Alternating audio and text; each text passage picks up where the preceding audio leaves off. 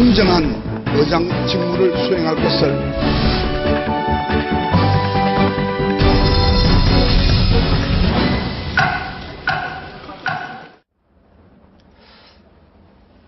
잘 보셨습니까? 근데 하나 틀린 것 같아요. 제가 체게바라를 존경한다. 그게 지금 잘못된 겁니까? 잘못됐네요. 아, 제가 예. 좋아하는 분이긴 하지만 제가 존경하는 분은 보은 정몽주 선생입니다. 제 할아버지 되고요. 아니 의사 중에 의사 중에서는 손문 선생, 예. 마하티르 뭐 예. 그런 분이고 체게바라 제가 좋아하는 아니 어느 인터뷰 내용을 보니까 체게바라가 나와서 저도 좀 궁금했어요. 갑자기 왜 체게바라를 좋아하시지? 이런 생각이 좀 들었거든요. 그러니까 평소에 좋아하는 그렇죠. 분 중에 한 분이긴 거는 맞고요. 그렇습니다. 어떤 점에서 그렇습니까? 그분은 의사 출신으로서 사회에 잘못된 예. 특히 이제 어려운 분들 그런 분들을 위해서 자기 희생이 있은 그런 혁명가지 않습니까? 예. 그런 점에서 제가 좀 좋아하는 구석이 있죠. 그럼 평소에 가장 존경하는 분은 누구세요? 저는 사실 마음에 어릴 때부터 예. 보은 정몽주 할아버지를 제가 마음에 두고 살아왔죠. 네. 집안이십니까, 그러면? 제가 20대 자손이 됩니다. 그러시군요. 그럼 최근에 정도전 그 드라마도 자주 보셨겠네요. 안 빼고 다 봤죠. 저희가 근데 최근에 이제 국회 의장으로서 첫 재헌절 행사를 좀 뭐랄까 뭐 화려한 건 아니지만 좀 의미 있게 그렇게 좀 보내시려고 많이 고민을 했던 것 같은데, 약간 좀 뭐랄까 좀 빛이 바랜 측면이 좀 있었습니다. 그거 어떻게? 저는 사실 그동안에 우리 세월호 참사가 4월 16일 날 있었지 않습니까? 예. 그리고 이제 거의 90일이 지났기 때문에 7월 17일 재헌절을 기해서 그 일종의 가지고 있는 한이나 이런 것을 좀 씻어내고, 그리고 그 영영 넋을 달래면서 우리 국민들에게 새로운 희망을 주는 그러한 어떤 포맷으로 행사를 준비를 했었습니다. 그런데 여러 가지 상황이 여의치 못해가지고 아주 대폭 축소를 했죠. 무슨 열린 음악회 이런 것도 축소를 하고 취소를 했죠. 최소한의 그 명창 공연을 하려고 했던 것 같은데 그마저도 그렇죠. 그것도 이제 그 내용을 그 고인들의 넋을 기리고 영령을 달래는 그런 내용을 했는데 좀 오해가 있었던 것 같아요. 아직도 우리 세월호 유족들의 아픔이 뭐 아직이 아니고 뭐 그게 어떻게 가시겠습니까? 뭐 이해를 해야 될 것 같은데.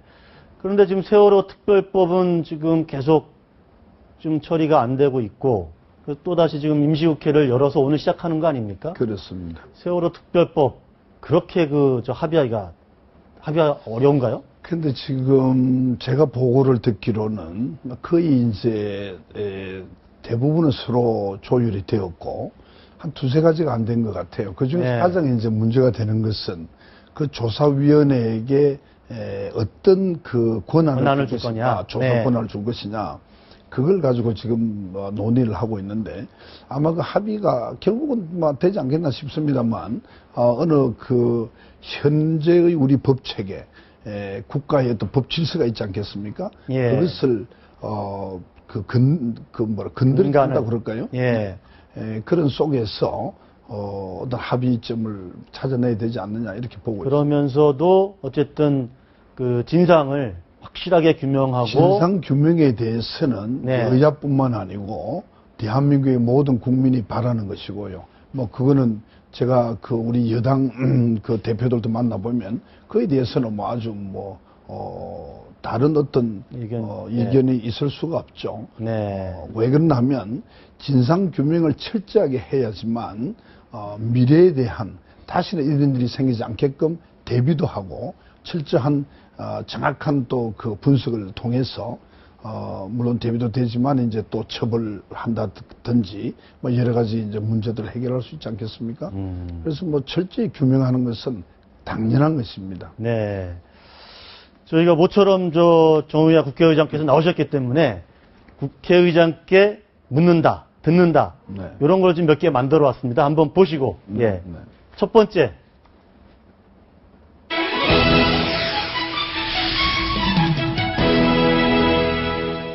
국회의원 특권 내려놓기, 이게 뭐 전 국민의 관심사고 언론의 관심사입니다. 그래서 사실은 지난번에 재헌절 경축사에서도 이 말씀을 잠깐 하셨죠? 제가 한번 그 VTR 한번 보시고, 예. 영상 그거 준비되어 있나요? 시대에 걸맞지 않는 국회의 특권은 모두 내려놓고 어원 겸직도 국민들이 양해하실 수 있는 최소한에 그치도록 하겠습니다. 시대에 걸맞지 않는, 이렇게 표현을 하셨습니다. 시대에 걸맞지 않는 국회의 특권. 의장님은 어떤 게 시대에 걸맞지 않는 특권이라고 생각하십니까? 그러니까 이제 국회의원이라고 해서 특권 중에서 여러 가지가 있을 수가 있습니다만 그 중에는 필요한 특권이 있고요. 예. 이제는 그런 권위주의 시대 때 있었던 특권 같은 것은 저는 뭐 사실 정확하게 제가 별로 알지를 못합니다만은 특권 많이 못 누리셨어요. 때로는 이제 예를 들면 특권이라기보다는 어떤 편리성을 제공해주는 예. 행정활동을 더 잘하기 위해서 예를 들면 이제 공항에 기빈실을 쓰게 한다는 것은 그 있는 한 10분간이라도 여러 가지 나라 일을 볼 수 있지 않겠습니까? 예. 더더군다나 이제 스마트폰이 있기 때문에 전화도 하고 메모도 하고 이제 그런 어떤 생각도 하고 이제 이런 것들이 이제 그것을 특권이라고 저는 말하고 싶지 않고요. 네. 특권 중에서 꼭 필요한 특권이 있습니다. 그것은 국회의원은 본회의장에서나 상임위장에서 하고 싶은 얘기를 다 할 수 있어야 됩니다. 다만 남에게 모욕을 준다든지 어떤 허위 사실을 이야기한다거나 또는 그것을 악용해서 예. 개인의 이익을 위해서 악용한다거나 그런 경우를 제외하고는 그건 굉장히 중요한 특권으로 있어야 된다 이렇게 생각을 하고요. 예. 왜 그러냐 하면 비선출적인 예를 들면 검찰이나 경찰이나 그 외에 여러 권력이 있지 않습니까? 그러한 곳에서 국회의원에게 무언의 압력이나 압박이 아무리 민주주의 사회라도 있을 수 있다고 제가 보기 때문에 국민을 위해서는 당연히 가지고 있어야 되고요. 그 외에 소위 말하는 지난번에 보면 문호동 무임금, 또 임금 30%. 예. 근데 국회의원은 세비라고 합니다만, 얼마나 일을 더 잘하고, 또 정말 깨끗한 정치를 하느냐가 문제인 것이지, 그 액수가, 다른 장차관에 비해서 그렇게 많은 것이 아니기 때문에, 그걸 왜 꼭 그렇게 해야 되는지, 저도 사실 의문을 좀 갖고 있습니다. 그러니까 면책 특권이랄까요? 요거는 당연히. 더 강화를 해서 그렇습니다. 모든 얘기를 국회의원이 그러니까 권력이나 외압에 굴하지 않고 얘기를 할 수 있는 권한을 줘야 된다. 그렇습니다. 다만 그게 뭐 아까 말씀하신 대로 악용을 한다든지 네. 확실치 않은 걸 가지고 이야기를 해서 상대한테 피해를 주는 그런 경우가 있을 때는 또 강하게 또 제재를 할 수 있는 그렇죠. 그거는 근거를 이제 또 마련해야죠. 그 예. 윤리특위를 좀 근데 더 윤리특위라는 게 뭐 그동안 저희도 봐왔지만 사실은 다 송방망이 처벌 그런 거 하지 그렇기 않았습니까? 때문에 이제 소위 팔이 안으로 굽는다고 예. 이제 그런 이야기 있지 않습니까? 그러니까 윤리특위의 자문위원을 아주 강화해야 되죠. 네. 그리고 법으로는 그 존중해야 된다고 되어 있습니다만은 그래서 좀 더 강한 표현으로 그 윤리특위의 결론을 그 국회 윤리특위가 무시할 수 없는 수준으로 저는 가야 된다고 보죠. 네. 최근에 그 말씀하셔서 그게 좀 생각이 나는데요. 겸직금지 있지 않습니까? 국회의원의 겸직을 어디까지 허용하고 어디까지 허용하면 안 되는지에 대한 그 가이드라인, 그걸 지금 국회에서 만들고 있는 것 같은데 의장님께서는 어디까지 보세요?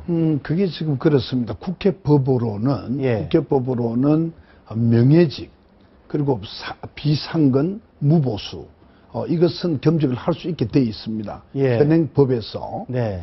그리고 또 법에 보면 그 윤리특위 자문위원회의 의견을 존중하도록 되어 있어요. 존중하도록. 그러니까 이 두 개가 이제 있는데 이번에 그 윤리자문위원회에서 현재 문제가 되고 있는 것은 여러 이제 체육단체들. 그렇죠. 그 체육단체들의 회장을 사실은 이제 명예직이고 무보수고 비상근이지만 예. 그것은 여러 가지 이유로 안 해줬으면 좋겠다 하는 의견이 제시가 되었습니다. 그렇기 때문에 이제 자문위원회는 그렇게 의견을 제시한 거죠. 그렇죠. 예. 그러니까 의장으로서는 그 말도 존중을 그 의견을 존중을 해야 되고 또 현행 법은 지켜야 되고 그래 지금 제가 좀 그걸 가지고 좀 고민을 하고 있죠. 의장님 개인 견해는 어떠세요? 개인적으로는 국회의원은 맡은 국회의원직을 성실하게 하기 위해서 그 외의 다른 일들은 가능하면 안 하는 게 좋죠. 예. 제가 볼 때 그렇습니다. 그래서 언젠가는 그것이 이제 보완이 돼야 될 텐데 국회법이. 근데 문제는 또 하나 있는 게 현재 회장을 하고 계신 분이 임기가 한 1년 남았단 말이죠. 그럼 요 다음 임기부터는 그렇게 적용을 하더라도 지금 현재 임기를 하고 있는 분에게 아무런 법적인 다른 이유 없이 그 자문위원회의 의견이 있었다고 해서 당신 그만두시오. 이렇게 제가 하는 것도 어떻게 보면 제가 월권일 수가 있는 겁니다. 그래서 그게 저로서는 좀 조금 고민하지 않을 수 없는 부분이 있죠. 그런데 그러니까 그런 체육단체 회장 같은 경우도 일종의 경선을 하는 것도 있죠. 예, 그런 걸 봤습니다, 제가. 경선하는 것도 네, 있고, 뭐 네. 추대하는 데도 있고. 그렇습니다. 그래서 경선을 해서 이제 임기가 아직 많이 남은 그렇습니다. 의원 겸 회장님도 계시고, 그렇습니다. 안 그런 분도 계신데, 기본적으로는 뭐 여러 가지 의견 엇갈릴 수 있을 것 같아요. 또 체육단체 자체에서도 기왕이면 뭐 여당에 힘 있는 의원이 우리 체육회 회장을 해야 여러 가지 뭐 예산 문제라든지 도움을 받는데 좀 더 좀 유리한 거 아니냐, 뭐 이렇게 또 생각할 수도 있는 거고. 그럴 수도 있겠죠. 그렇기 때문에 의장으로서는 가능하면 스스로 예. 잘 판단해 주시기를 바라는 그런 심정으로 있습니다. 제가 일단은 지금 법사위에서 그것을 논의하고 있기 때문에 그 논의에 제가 그 진척을 좀 보고 8월 중순 이후에는 제가 결단을 내려야 되지 않겠느냐. 그때까지 해결이 되지 않으면 그래서 제가 법사위원장에 친서를 보내서 네. 가능한 한 빨리 이 부분을 논의를 마무리해달라 그렇게 한 적도 있습니다. 관련해서 그 국회의원 출판 기념회 하잖아요. 네. 출판 기념회를 통한 사실상의 후원금 모금. 이거에 대해서도 여론의 비판이 많거든요. 그렇습니다. 저도 사실 출판 기념회를 했었습니다. 저는 출판 기념회를 하고 난 뒤에 한 1,000만 원 마이너스가 됐어요. 제 경우에는 제가 책을 좀 많이 찍었습니다. 예. 그런 경우는 있습니다만 출판 기념회를 해서 아주 뭉칫돈이 들어온다거나 많은 돈을 남기는 것은 저는 좀 이해가 사실은 되지 않습니다. 그러나 물론 이제 간혹 그런 분도 있을 수는 있겠습니다. 중요한 것은 앞으로 논의를 좀 해봐야 되겠습니다만 아무튼 뭐라고 그럴까요? 출판 기념회 이후에 생기는 여러 가지 회계 과정을 투명하게 발표를 하고 그것을 정당하게 그 선관위에 신고를 하도록 해서 저는 그걸 정상화시켜 줄 필요는 있다 이렇게 생각을 하고 많은 부분에 사실 오해의 소지가 있다 이렇게 봅니다. 그게 아주 전반적으로 만연되어 있는 건 아니다. 그건 아닙니다. 예, 그리고 그거를 좀 양성화해서 그렇죠. 투명화할 필요가 그렇습니다. 있겠다. 네. 특검 관련해서 뭐 이것저것 더 질문 드리고 싶은 건 많은데요. 딱 한 가지만, 예를 들면 뭐 이런 겁니다. 이제 국민들이 볼 때 이제 세비로 어디 뭐 외유성 출장을 간다. 뭐 국회의원들이 당연히 외국을 다녀야 되잖아요. 그런데 뭐 예컨대 몇 시간 안 되는 거리도 굳이 뭐 비즈니스석을 타야 되는 거냐. 국민 세금인데. 뭐 이런 의견들이 나올 수 있지 않겠습니까? 근데 비즈니스석을 타고 가면 훨씬 이제 몸을 편하게 해서 가니까 도착해서 훨씬 더 일을 편하게 활발하게 볼 수 있지 않겠나 이런 반론이 있을 수도 있고 나아가서 좀 그런 생각도 좀 들었어요. 그렇게 세비를 통해서 세금으로 외국을 가게 되면 그 비행기에 따른 어떤 마일리지 같은 거는 어떻게 되는 겁니까? 그런 것들도 다 이제 공용으로 해야 되는 거 아니냐. 그러니까 이런 것들이 다 이제 술자리에서 일반인들이 하는 얘기들이거든요. 어떻게 보세요? 뭐 큰 얘기는 아닙니다. 근데 사실 이제 제가 18년 의정활동 하면서 초기에는 그 당시에는 1등석을 이렇게 탄 경우가 많았어요. 그런데 이제 비행기가 프리스티지라는 게 생기면서 1등석이 이제 좀 과하다. 네. 그래서 대부분 이제 2등석으로 다 이제 바뀐 거예요. 그래서 지금 이제 오늘 이제 이코노믹스를 이야기하는데 제가 지금 나이가 66입니다. 제가 한 서너 시간까지는 막 견딜 수는 있어도 가능하면 저는 마일리지를 써서 그렇게 사용을 합니다. 제 개인적으로. 예. 그러나 이제 공적으로 갈 때는 물론 그렇지 않은 경우도 있고, 제가 딱 한 번 제가, 미국을 가는데 한 번, 제 마일리지를 가지고 업그레이드를 한 적이 있습니다. 예. 에코노미를 사서. 예. 이제 그런 적이 있었으면, 그건 뭐 자랑할 거리는 아니고, 그때 상황이 다른 의원을 한 분 이렇게 더 가다 보니까 조금 예산이 부족해서, 그럼 회장인 내가 양보를 하겠다. 네. 그런 적이 있었습니다만, 아무튼 지금, 국민의 혈세를 아껴서 쓰고 충분히 그 국익에 도움이 되도록 쓰는 것은 확실하다. 그래서 앞으로 어원 외교에 대해서는 좀 더 그것도 일종의 이제 투명성, 그리고 다녀온 후에 이걸 데이터베이스화해서 예. 국익에 도움이 되도록 하는 그렇게 제가 연구를 하고 있습니다. 네.